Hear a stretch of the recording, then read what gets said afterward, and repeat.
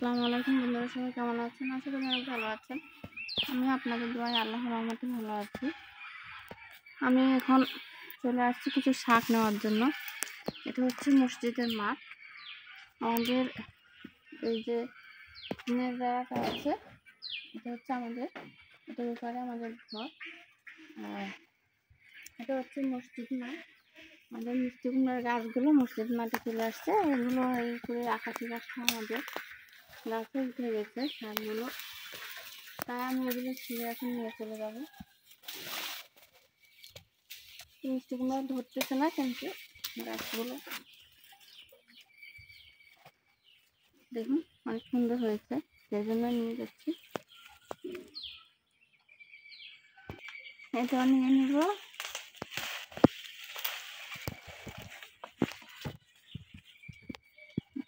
মসজিদ মাঠে একদম নিচে চলে আসছে, এটাও নিয়ে নিব। এই একটা, এটাও নিব।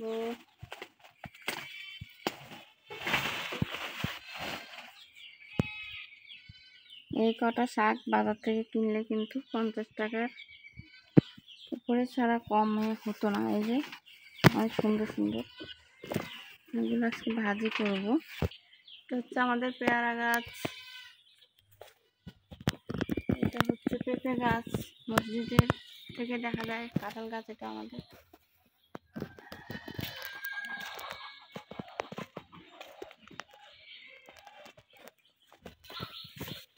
এইটা মসজিদ আর এটা হচ্ছে আমাদের বাড়ি। এদিক দিয়ে ঢুকে যাবো, মসজিদ আর আমাদের বাড়ি একসঙ্গে। এটা হচ্ছে একটা বেল গাছ, আর এটা আতা গাছ। অনেক বড় হয়েছে আতা গাছ, কিন্তু আতা ধরেনি। কদিন আগে ফুল আসছিল, একটাও টিকেনি, অনেক বড় হয়ে গেছে। আর একটা পুরুষ পেঁপে গাছ,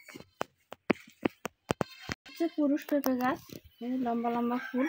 এটাতে পেঁপে হয় না, শুধু ফুল। এটা বারবার কাটতে হয়, কাটার পরে নাকি মহিলা হয়। এটা কেটে দেওয়া হচ্ছে 2-3 বার, আবার কাটতে হবে, তারপর পেঁপে ধরবে মরা হয়। এগুলো তো পেঁপে হয় না, কিন্তু ফুল হয় লম্বা লম্বা। এগুলো হচ্ছে লতির কচু, পানি কচু যেগুলোকে বলা হয়। আমাদের জমিনে অনেকগুলো লাগানো হয়েছে, এই কয়েকটা এখানে বাড়িতে লাগানো হয়েছে। এগুলো তো ধরবে, ধরার পর অবশ্যই আপনাদের সঙ্গে শেয়ার করব। এটা হচ্ছে একটা আমড়া গাছ, আমাদের অনেক বড় একটা আমড়া গাছ ছিল, ওটা মরে গেছে। আর এখানে চাল কুমড়া ধরে ধরে পাকে একদম পেকে আছে, কারণ চাল কুমড়া তেমন একটা খেতে চায় না, সেই জন্য খাওয়া হয় না। অনেক চাল কুমড়া আছে এখানে, দুটো একসঙ্গে পেকে আছে, অনেক সুন্দর লাগছে কিন্তু দেখতে।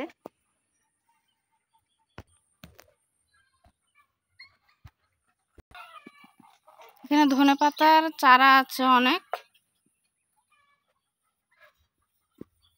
মিষ্টি কুমড়াকে কাপড় পরিয়ে রেখেছি, কারণ হচ্ছে মিষ্টি কুমড়াগুলো কাঠবিড়ালি খেয়ে ফেলে। সেই জন্য আমার যতগুলো মিষ্টি কুমড়া ছিল সবগুলোকে এরকম পলিথিন দিয়ে ঢেকে রেখেছি।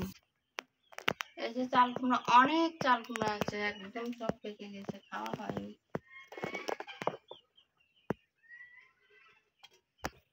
এ হচ্ছে পেঁপে গাছ, পেঁপে আছে কয়েকটা, একদম পেকে যাচ্ছে, লাল হয়ে গেছে। আর দুলা ভাই, এই পেঁপেগুলো আপনার জন্য রাখা হয়েছে, এগুলো পাকলে আপনার দাওয়াত, অবশ্যই চলে আসবেন। এ হচ্ছে ধুন্দুল, বুড়ো হয়ে গেছে এটা। এগুলো হচ্ছে দুধ কচু। আমি আজকে এগুলো ডাটাগুলো রান্না করব। আমি কিন্তু তাহলে কেটে নিই।